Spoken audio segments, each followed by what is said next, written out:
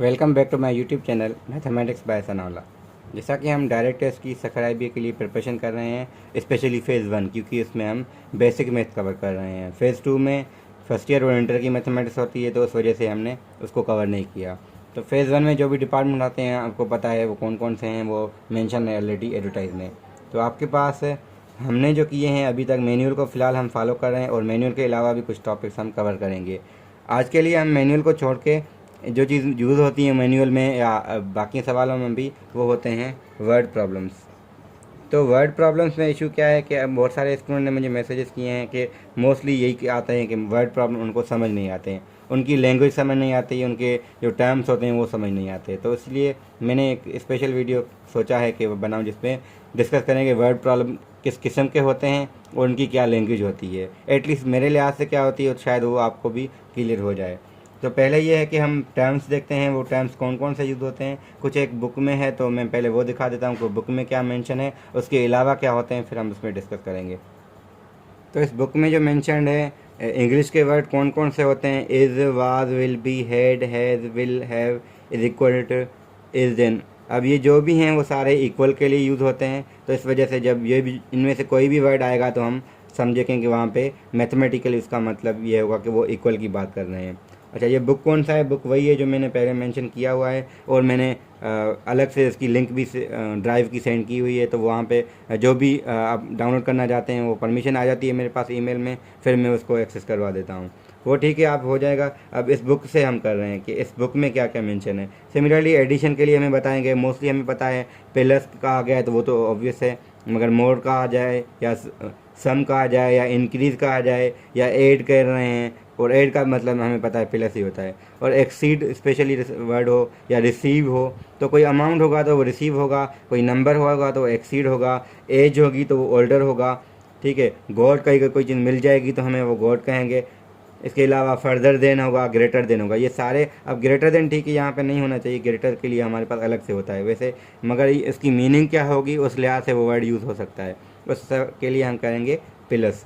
Similarly minus के लिए क्या क्या यूज़ है? माइनस तो वैसे ही है, अब फ्यूअर हो, लेस हो, डिफरेंस हो। अब ये कौन कौन से मोस्टली नंबर्स में यूज़ होता है ना, difference, decrease, less than, fewer, ये सारे वर्ड मोस्टली नंबर्स के लिए यूज़ होते हैं। जब एज प्रॉब्लम होते हैं वहाँ पे हम यंगर का वर्ड यूज़ करते हैं स्पेशली। ठीक है, इसके अलावा वहाँ पे गेन होता है तो इस वजह से यहाँ पे लॉस्ट भी हो सकता है। अगर कोई चीज़ मतलब गई है तो इस वजह से वो लॉस्ट होगा तो हम माइनस कर देंगे। सिमिलरली मल्टीप्लाई के लिए क्या है? टाइम्स होता है, स्पेशली ऑफ होता है। और ऑफ कहाँ पे? तो हमने पहले प्रैक्टिस की हुई हैं, जहाँ पे वो कह रहा है 2/3 ऑफ दिस, तो ऑफ के लिए हम मल्टीप्लाई यूज़ करते हैं वैसे ही। इसके अलावा क्या होगा? सिमिलरली आपके पास डिवीजन के लिए क्या होता है? डिवाइड तो वैसे ही वर्ड है, मगर क्वोशंट कह लें या पर कह लें या फार कह लें। डिवाइड के लिए वो वैसे कम होते हैं, मोस्टली प्लस माइनस मल्टीप्लाई और इक्वल के लिए होते हैं। हाँ, जब इनइक्वलिटी बनती है, इनइक्वलिटी के लिए फिर हम ग्रेटर देन, लेस देन या greater than equal, less than equal कर लेते हैं। तो वो वर्ड इतने वो नहीं है, ज़्यादातर जो यूज़ होते हैं इक्वेशन जब बनती हैं ये होता है, ये इनइक्वलिटीज़ के लिए हैं। ठीक है, जो हम अलजेब्रा का अलग से वैसे करेंगे। फिर ये यहीं पे अगर बात हुई है तो यहाँ पे बता देते हैं कि एक्सप्रेशन क्या होता है हमारे पास, कि अगर 2x+3 लिखा हुआ है या नहीं कोई, यानी हम कहें कि वेरिएबल और कांस्टेंट को हम प्लस और माइनस से मिलाएं, ना कि इक्वलिटी ना हो, तो हम इसको एक्सप्रेशन कह लेते हैं। हम वैसे अलजेब्रा में अलग से ही कर लेंगे। फिर इक्वेशन क्या होगी? यहाँ इक्वल की साइन आ जाए, यानी 2x+3 is equal to something, for example 7 आ जाए। फिर जब less than, greater than use हो, या लेस देन आर इक्वल या ग्रेटर देन आर इक्वल ये यूज़ होगा, तो इनमें हमारे पास ये इनइक्वलिटी हो जाती है। ये वर्ड आया इस वजह से हम, क्योंकि ये मीनिंग पढ़ रहे हैं तो यहाँ पे पता होना चाहिए कि इनइक्वलिटी कब बनेगी। इनइक्वलिटी का मतलब क्या होता है कि अगर 2x+3 लेस देन 3 हो या लेस देन 5 हो कुछ, तो लेस हो, ग्रेटर हो, इनमें से कोई सिंबल यूज़ होती है तो इनइक्वलिटी होती है। अगर इक्वल हो तो इक्वेशन है, वरना वो एक्सप्रेशन है। मगर मेन आज का हमारा टारगेट जो है वो वर्ड प्रॉब्लम से, तो इस वजह से हम वर्ड प्रॉब्लम को समझेंगे। अब मैं यहाँ से कोई क्वेश्चन उठाऊंगा वर्ड प्रॉब्लम, उसको हम स्टडी करेंगे। सॉल्व करने से अच्छा है हम उसको पहले कन्वर्ट कैसे करें। कन्वर्ट हो जाएगा तो सॉल्व करना आपने बहुत तरीके सॉल्व के सीखे हुए हैं, तो इस वजह से हमें ज़्यादा ये कि टॉपिक कौन से में है और कन्वर्ट करने के बाद ये बनेगा क्या, हम इसको ये देख लेंगे। इस बुक का ड्रॉबैक ये भी था कि हालांकि उन्होंने वर्ड प्रॉब्लम्स बहुत सारे पहले दे चुके थे उसके बाद उन्होंने समझाया। तो इस वजह से अब जब हम यहाँ पे आए हैं तो फिर हमें स्टडी करना पड़ रहा है, वरना क्या था कि ये एक्चुअल में पहले होना चाहिए था कि वर्ड प्रॉब्लम्स, क्योंकि यहाँ इन्होंने यूज़ किया था।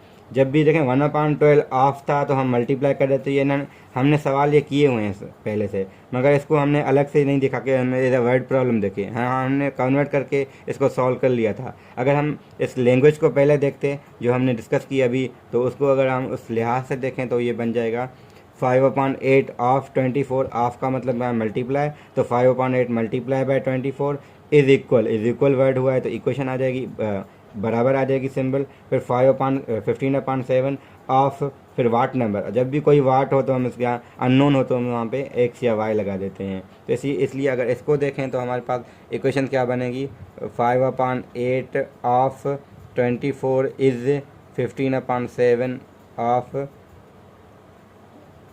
यानी मल्टीप्लाई एक्स कह लें। अब एक्स के लिए सॉल्व करना हमें आता है पहले से। लीनियर इक्वेशन से हम हालांकि देखें यहाँ पे ये भी है एक ड्रॉबैक के, यहाँ पे इनइक्वलिटीज और इक्वेशन जो है वो बाद में दी गई है।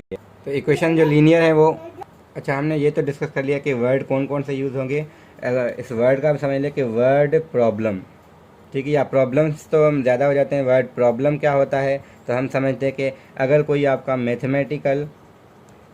मैथमेटिकल क्वेश्चन हो, या क्वेश्चन को हम इसलिए प्रॉब्लम भी कहते हैं, इन इंग्लिश में लिखा हुआ है, यानी मोस्टली इंग्लिश तो हम यहाँ पे कह रहे हैं क्योंकि लैंग्वेज बुक इंग्लिश में है, तो ज़रूरी नहीं कि इंग्लिश है, जो आपकी नेटिव लैंग्वेज हो या जिस लैंग्वेज में बुक होता है, तो हम कहते हैं कि मैथमेटिकल क्वेश्चन आपकी लैंग्वेज में लिखा हुआ हो। तो लैंग्वेज कौन सी, जो हम बात करते हैं। अब देखें मैथमेटिक्स में हम बात नहीं करते, मैथमेटिक्स में हम सिर्फ सॉल्व करते हैं। तो इस वजह से क्या होता है कि जिस लैंग्वेज में हम बात करते हैं, अगर कोई उर्दू में बुक है तो उर्दू में होगा, अगर सिंधी में बुक है तो सिंधी में वो होगा, फिर भी हम इसको वर्ड प्रॉब्लम कहते हैं। वर्ड का मतलब क्या होता है कि सिंपली लफ्ज़ है। तो अगर जो हमारा प्रॉब्लम है वो हमारा वर्ड्स में एक्सप्लेन किया होगा, हम उसको कन्वर्ट करेंगे मैथमेटिकल लैंग्वेज में, फिर हमें इसको सॉल्व करना आता है। तो आपको ये माइंड में क्लियर होना चाहिए कि ये जो हमें प्रॉब्लम दिया गया है इसको हमें कन्वर्ट करना है। हाँ, कन्वर्ट करना है तो यही मसला है कि हम कैसे करें इसको। तो वो लैंग्वेज देखनी है कि वर्ड कौन कौन से यूज़ हुए हैं। तो अब अगर हम एज प्रॉब्लम देखें तो वहाँ लैंग्वेज डिफरेंट होगी। अगर हम वैसे कुछ नंबर्स के लिहाज से देखते हैं उसमें अलग होता है। तो हम कोई पहले एक नंबर्स का वर्ड प्रॉब्लम देखते हैं, फिर हम एक वो देखेंगे कि जिसमें हमारे पास एज प्रॉब्लम हो। अब ये हमारी प्रैक्टिस जो है वो 43 का सी पार्ट है, मगर उसमें हम अलग से डिस्कस करेंगे कि जो हम मैनुअल चल रहा है, क्योंकि उसमें हमने प्रैक्टिस 33 तक कंप्लीट किया है। तो इस वजह से हमारे पास हम 34 को कंटिन्यू कर लेंगे। फिलहाल हमारे पास क्या है, हम वर्ड प्रॉब्लम समझ रहे हैं, इस वजह से ये जो प्रॉब्लम्स आ रहे हैं हम इसको यहीं पे डील कर लेते हैं कि मतलब समझना है। पूरी हम एक्सरसाइज नहीं करेंगे, वहाँ पे हम शायद उसमें क्वेश्चन ज़्यादा कर लें। अभी हमारे पास अगर क्वेश्चन नंबर 1 देखें तो 6 टाइम्स अ नंबर। जब भी कोई नंबर होगा जिसका हमें नहीं पता होगा तो हम उसको एक्स कहेंगे। 6 टाइम्स मतलब 6 से मल्टीप्लाई। अब वेरिएबल को 6 मल्टीप्लाई दे या ना दे, 6 से एक्स लिखा है या 6 मल्टीप्लाई बाय एक्स लिखा है, इसका मतलब यही है। तो 43 का हम सी में से क्वेश्चन नंबर 1 कर रहे हैं, यानी हम इक्वेशन बना लेंगे। सॉल्व करना कैसे होगा वो हम लीनियर इक्वेशन जब समझते हैं कि उसमें हम कर लेते हैं। तो लीनियर इक्वेशन का अलग से वो प्रैक्टिस पहले है, मगर हमने वहाँ पे हम पहुँचना ही, हमें सिर्फ कन्वर्ट करने, इक्वेशन बनानी है। सॉल्व कैसे करनी है वो हम सॉल्व करना किसी को आता है किसी को नहीं आता, फिर हम वो भी देख लेंगे। इसके बाद या मैं ऐसे कर लूँगा कि प्रैक्टिस हम 39 to 40 कर लेंगे, जिसमें हमारे पास लीनियर इक्वेशन को हम सॉल्व करते हैं। मगर वो ईजी है, इतना मुश्किल नहीं है, मोस्टली आप सबको आता है, फिर भी हम कर लेंगे। अब यहाँ पे क्या था, 6 टाइम अ नंबर इंक्रीज, अब बढ़ रहा है बाय 11, किससे, इज इक्वल टू 65।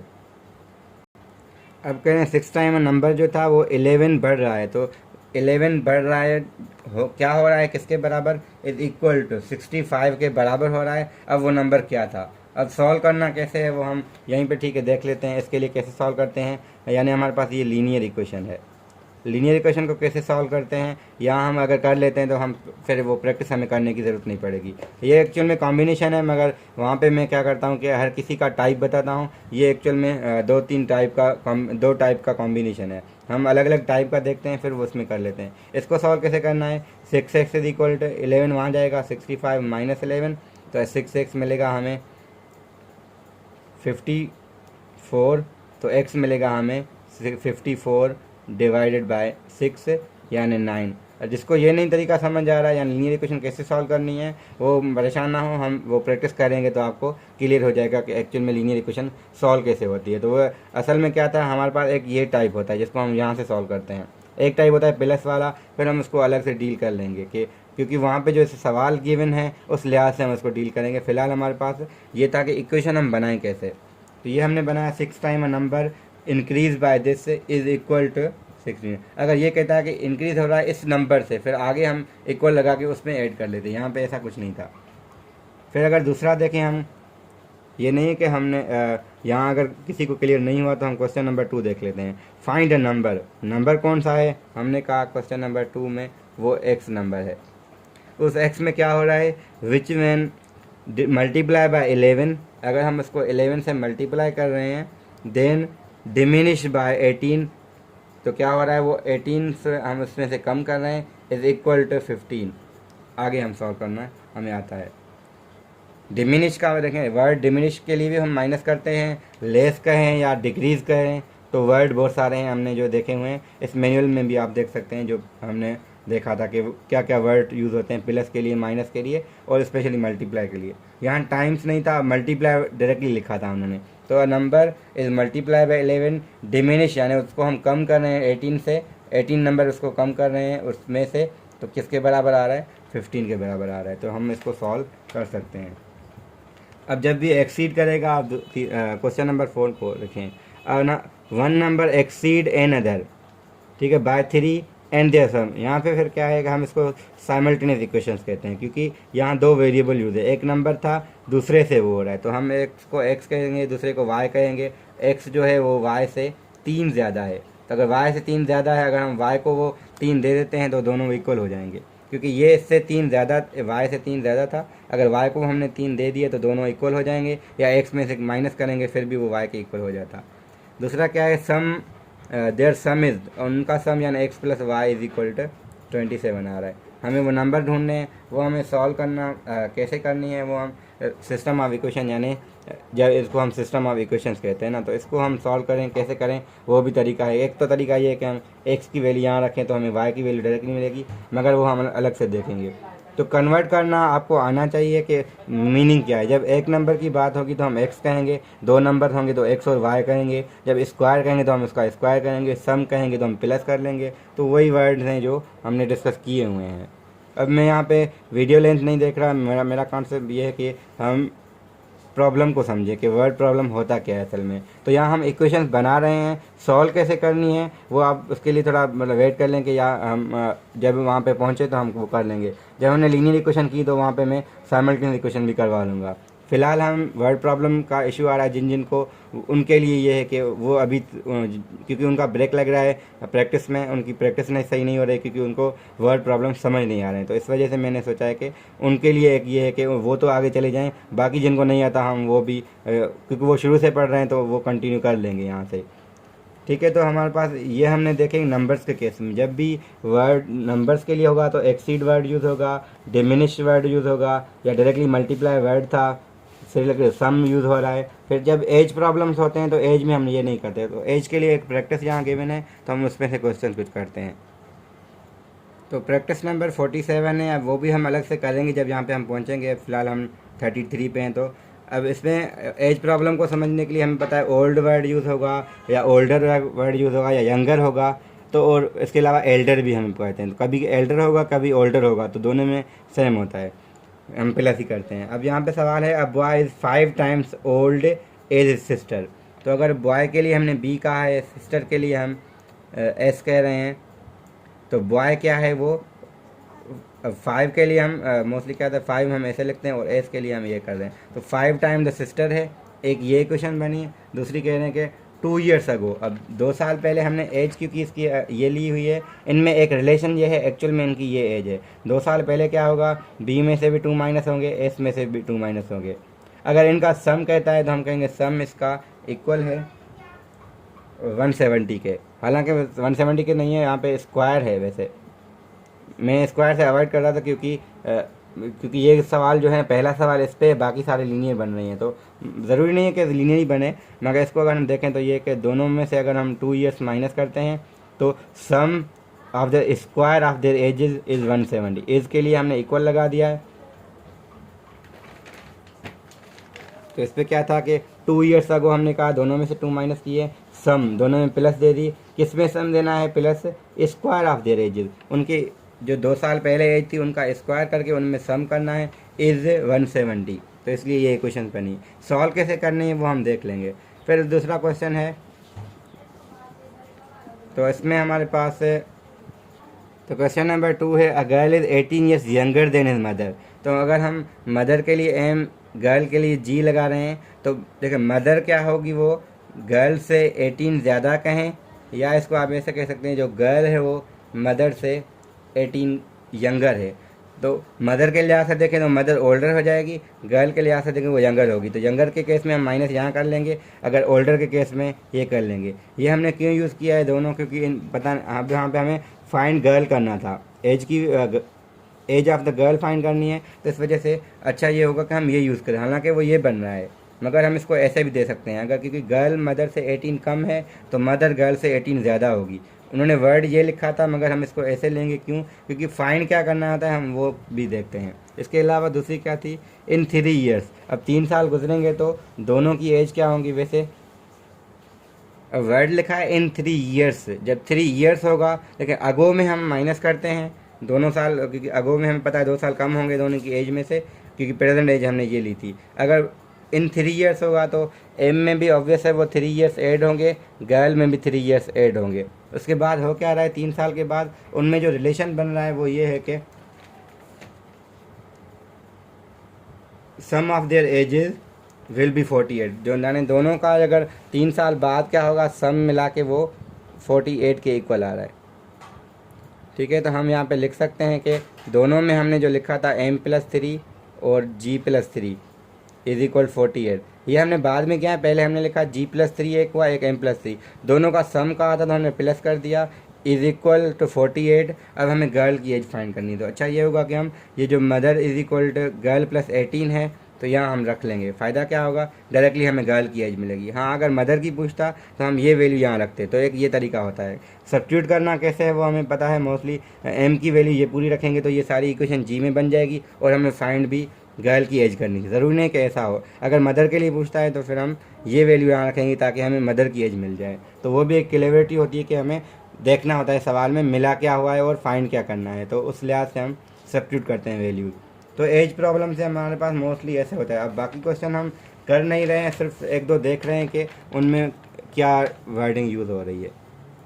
तो क्वेश्चन जैसे वो 3 है, तो a man 32 years old when his daughter was born. अगर देखें डॉटर की एज 0 होगी तो इसकी 32 थी, तो हम कहेंगे man m is equal to d+32, एक इक्वेशन ये बन जाएगी।